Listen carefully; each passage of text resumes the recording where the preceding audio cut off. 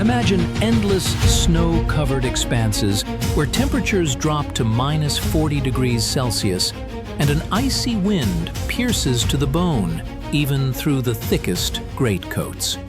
In the center of this white desert, a tiny provincial town was lost, which on the general staff maps became a bleeding wound. Here, amidst the ruins and frozen swamps, a drama unfolded that questioned all doctrines of modern warfare of that era. 1 square kilometer of land became an arena where not just armies clashed, but two diametrically opposite logics of survival. While grandiose battles raged in the south and north, here, in a small encirclement, time seemed to stand still, turning into an endless cycle of attacks and defenses. No one could have predicted that a handful of people, cut off from the main forces, could withstand the might of entire divisions, supported by artillery and armored vehicles. This is a story of how strategic miscalculations by some and the incredible stubbornness of others created one of the most paradoxical episodes of 1942. The question that still plagues historians: how was such a thing possible? Why couldn't a huge war machine crush a tiny pocket of resistance, and what price did both sides have to pay for it? The answer to this riddle is hidden in the details, which we will now reconstruct step by step, immersing ourselves in the icy atmosphere of the Kholm Cauldron. Before we delve into a detailed analysis of this incredible siege, I would like to ask you to become part of our community. Your support helps us find and tell such complex and little-known stories. Please subscribe to the channel, like this video, and share it with friends who are interested in authentic, unembellished history. Your comments and activity are what allow us to continue working on deep historical investigations. January 1942 began for the Soviet command on a wave of unprecedented enthusiasm. After the successful counteroffensive near Moscow, there was a feeling that the enemy was broken and that one powerful thrust would be enough to collapse the entire Eastern Front. The Stavka set ambitious goals: to encircle and destroy the main forces of Army Groups Center and North. As part of the Toropets Kholm operation, the troops of the 3rd and 4th Shock Armies were to deliver a crushing blow at the junction of two German groupings. The city of Kholm, located at the confluence of the Lovot and Kunya rivers, was a key transportation hub. Important roads passed through it, control over which allowed for blocking the supply of enemy reserves. The Soviet leadership believed that capturing the city would be an easy task because, according to intelligence, there were only scattered rear units and security battalions there. However, reality turned out to be much harsher. Kholm had been turned into a real fortified area where every stone house became a pillbox and every intersection a kill zone for artillery. On January 20th, 1942, the ring around the city closed. Inside were approximately 5,500 Wehrmacht servicemen under the command of Major General Theodor Scherer. This was a motley group. Remnants of infantry regiments, mountain troops, transport companies, and even police battalions. Against them were thrown units of the 33rd Rifle Division, supported by artillery and tank units. On paper, the advantage was overwhelming, but in practice, chaos ensued. Soviet units advanced from the march without proper preparation and coordination. Snow, more than a meter deep, made it impossible for tanks to maneuver off-road, turning them into easy targets for German anti-tank guns. Artillery, experiencing a severe shortage of shells, fired at areas, rarely suppressing specific firing points. At the same time, the German garrison, understanding that there was nowhere to retreat, displayed a discipline that became the foundation of their long resistance. The external layer of the conflict exposed the deepest crisis of the attrition tactic that Soviet command attempted to employ.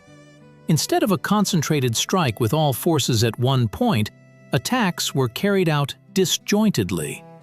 Today, one regiment attacks, tomorrow, another, which allowed the Germans to swiftly redeploy their meager reserves to threatened sectors. The lack of unified command for artillery and infantry led to the fire barrage missing its targets, and soldiers rising to attack intact machine gun nests. Each such attempt ended in heavy personnel losses, yielding no visible result. The German side, in contrast, employed a tactic of active defense. Despite being encircled, they constantly launched short counterattacks, dislodging Soviet units from recently occupied buildings. The city turned into a labyrinth where the front line could pass through a single room or floor. Air support played a special role. The German command organized an airlift, using transport planes to deliver ammunition, food, and medicine. From late January to May 1942, over 7,000 containers were dropped into Kholm.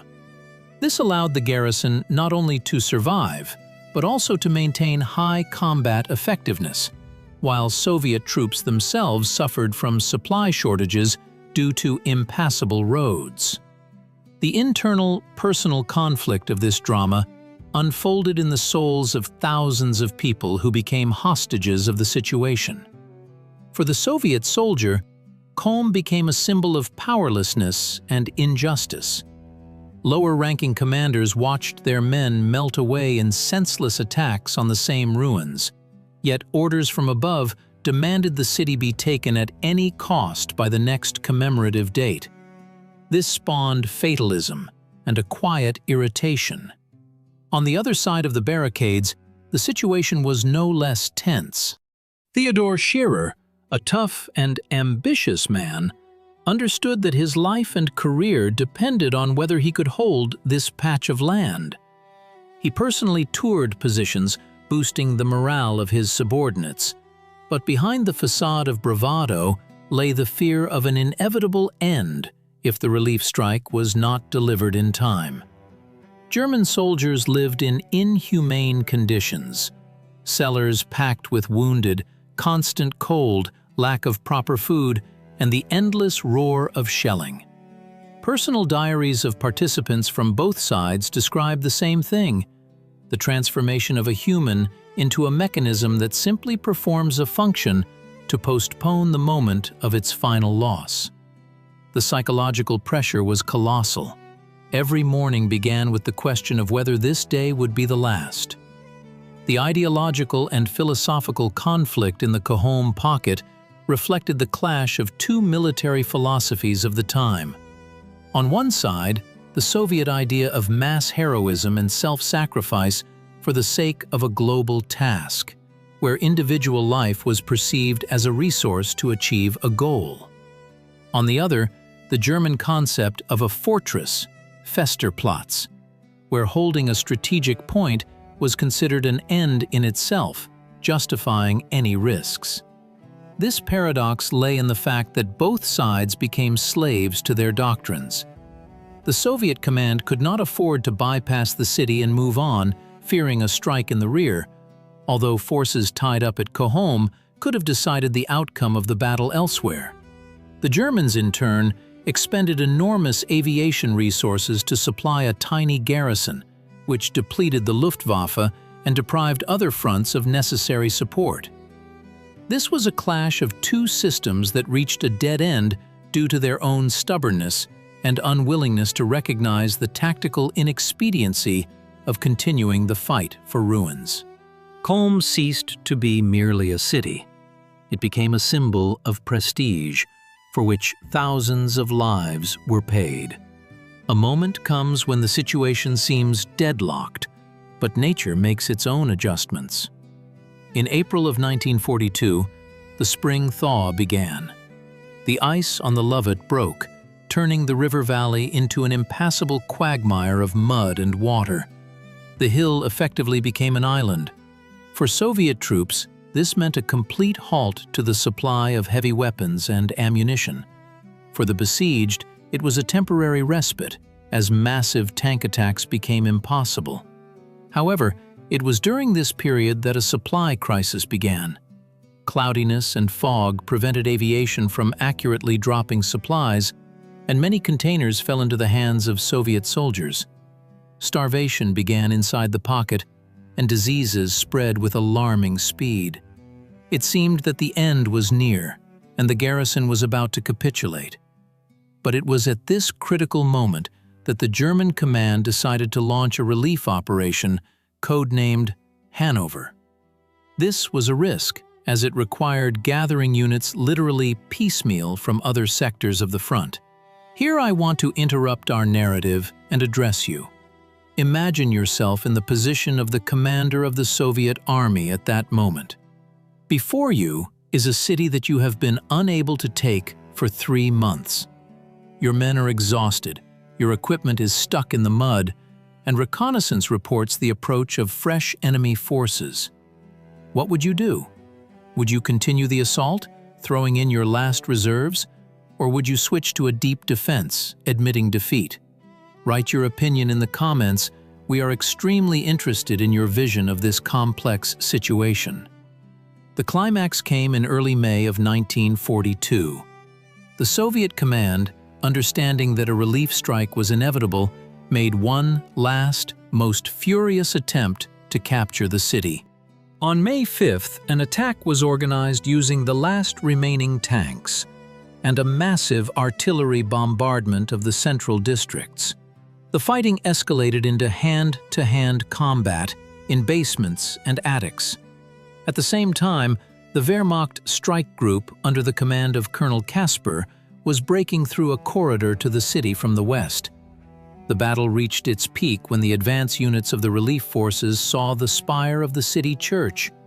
Soviet troops found themselves under attack from 2 sides, from within the city and from the outer ring. Despite fierce resistance, they could not hold their positions. On the evening of May 5th, the advanced detachments of German infantry linked up with Scherer's garrison. The siege, which had lasted 105 days, was broken. It was a moment of triumph for some and bitter realization of defeat for others. The repercussions of this event echoed on both sides of the front. For Germany, Kholm became a powerful propaganda tool. Theodor Scherer was awarded the Knight's Cross, and a special badge, the Kholm Shield, was established for all participants in the defense. This was the first such award, intended to symbolize the steadfastness of the German soldier. In military terms, the success was questionable. The city was held, but at the cost of huge losses in transport aviation and elite units. For the Soviet leadership, the Kholm Pocket became a painful lesson. It exposed catastrophic problems in troop management, the inability to organize interaction between different branches of service, and the flawed practice of frontal attacks on fortified positions. The experience of Kholm forced a rethinking of many aspects of offensive operation training, although the realization of these mistakes did not come immediately and cost many more losses in subsequent battles. Today, this episode serves as an important reminder that in war, logistics and coordination are no less important than numerical superiority. The lessons of the Kholm Cauldron remain relevant even today. We see how modern conflicts often run into similar knots of resistance where technology clashes with the human factor. It is important to understand that a tactic of attrition without a clear understanding of the enemy's weaknesses only leads to a senseless expenditure of resources. The history of Kholm teaches us to critically look at any orders that are not supported by real capabilities. It makes us reflect on the price that society is willing to pay for political or ideological ambitions. This is a story of human endurance in extreme conditions, but also of the tragedy of misunderstanding between those who draw arrows on maps and those who execute these decisions in icy trenches. Concluding our story, let us return to that very snowy plain where we began.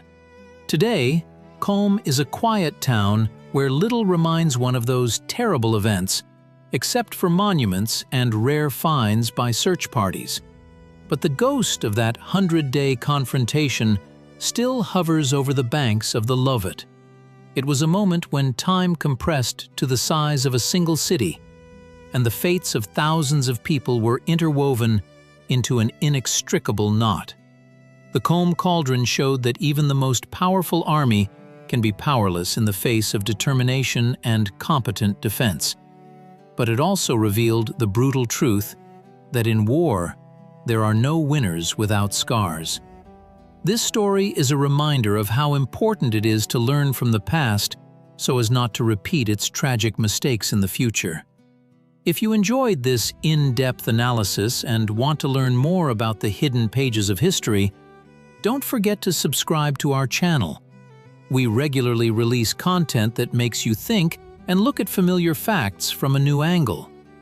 Your support is what allows us to continue our historical journey. Thank you for watching to the end, and see you in the next episodes where we will continue to uncover the truth about the great battles of the past. The events near Kholm in 1942 were a harbinger of far more massive catastrophes, such as Stalingrad. But it was here that the seeds of those tactical decisions that later changed the course of all history were sown. We hope that this immersion into the atmosphere of the winter's siege helped you better understand the complexity and multifaceted nature of those years. Remember, history is not just dates and numbers. It is primarily people, their choices, and the consequences of those choices, which resonate through the decades. In the context of the overall picture of the Eastern Front, the Kholm Cauldron often remains in the shadow of larger battles, but its significance cannot be overstated. It was a testing ground where new methods of warfare were tried out in conditions of complete encirclement. The German command bet on air supply, which for a time created the illusion of invulnerability of such fortresses. The Soviet side, on the other hand, faced a reality where bare enthusiasm and numerical superiority were shattered by cold calculation and concrete walls. This asymmetry of the conflict led both sides to draw false conclusions from the battle. Some believed in their invincibility in defense, others in the need for even greater pressure, without bothering with tactical flexibility. It is interesting to note that even in the most difficult conditions, the human psyche seeks ways to adapt. The soldiers of Scheerer's garrison created a peculiar microstate within the cauldron with its own laws and hierarchy. Newsletters were published there, awards were presented, and even holidays were celebrated, which was necessary to maintain morale. Soviet soldiers, being in the outer ring, also created their own daily life, trying to keep warm in dugouts and survive under enemy sniper fire. This everyday heroism and daily tragedy are two sides of the same coin, forged in the fire of the Kholm battle. The paradox of Kholm also lies in the fact that the city, which became the arena of such a fierce confrontation, ultimately did not play a decisive role in the overall outcome of the 1942 campaign. The front in this area stabilized for a long time, turning into a positional stalemate. This underscores the irony and tragedy of military efforts, when colossal sacrifices are made for goals whose value is eventually negated. Nevertheless, for those who went through this hell, Kholm remained the most important and terrible ordeal of their lives. We often speak of war in terms of strategy and global troop movements, but behind every arrow on a map lie thousands of individual fates. In Kholm, these fates collided head-on, leaving behind only ruins and memory. Our task is to preserve this memory, cleansing it of layers of propaganda and myths, to understand the true essence of what happened. Only then can we comprehend the scale of that tragedy and the grandeur of the feat of those who remained loyal to their duty to the end. Looking at photographs from that time, we see the emaciated faces of people who experienced something beyond normal human experience. Their eyes reflect the very icy desert into which Kholm was transformed in 1942. These images are silent witnesses to the failure of attrition tactics and the triumph of human will, however cruel it may have been. The history of the Kholm Pocket is a mirror reflecting the entire truth about war, its chaos, its injustice, and its terrible, inevitable logic. Continuing to reflect on the legacy of this battle, it is worth noting Kholm's influence on the development of military thought. After the war, many German generals in their memoirs referred to Scherer's experience as an example of successful resistance in encirclement.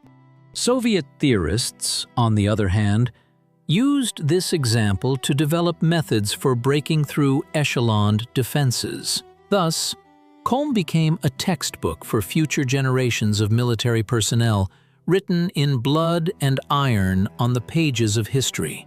Every detail in this narrative, from the number of dropped containers to the names of commanders, serves one purpose: to recreate the most complete and objective picture of events possible.